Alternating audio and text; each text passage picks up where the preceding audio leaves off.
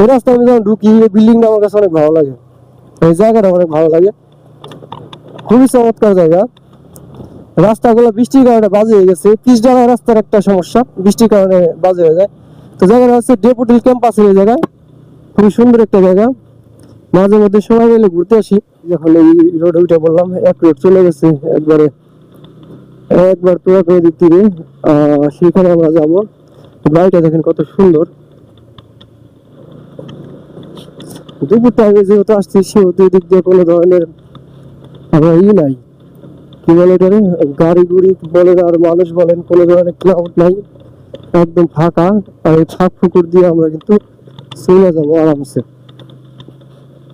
ভালোই লাগে এদিকে ঘুরে ফিরে। কিছুটা ছায়া আছে, কিছুটা রোদ আছে, হালকা শীতের প্রলোভ, সব মিলিয়ে জোস একটা কারবার। এখানে একটা প্রকল্প, এটা আসলে দিয়াবাড়ির মধ্যে একটা আবাসিক এলাকা বা আবাসন হবে, সেম দিয়াবাড়ি যেমন এমনই হবে, কিন্তু টাইম লাগবে বেশ কিছু। টাইম লাগার মূল কারণটা হইতেছে, গার্লফ্রেন্ড কি সুন্দর ঘুরতেছে। টাইম লাগার মূল কারণ হইতেছে এটা তো অনেক বড় একটা প্রকল্প, আর এখানে তো শুধু একজনের জায়গা জমি না, অনেক মানুষের জায়গা জমি। সুতরাং এই সব মানুষের জায়গা জমি সবাই মিলে তারপরে একটা ডিসিশন নিয়ে আর কি করতে হবে। এই জন্য সবাই ওয়েট করতেছে আস্তে আস্তে করার জন্য।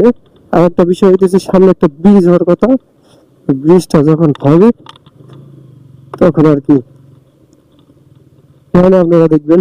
আসেন আমাদের ভিতর দিয়ে নিয়ে যাই, ভিতর দিয়ে অনেক অনেক রাস্তা আছে, অবাক করা ব্যাপার স্যাপার। এই একটা রাস্তা গেল, সামনে এই যে একটা রাস্তা,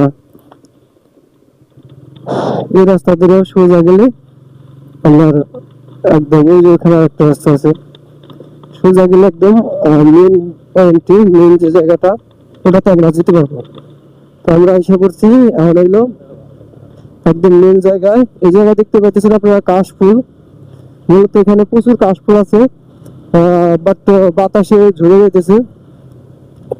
প্রচুর কাশফুল আছে এই লাল মাঠ এলাকায়।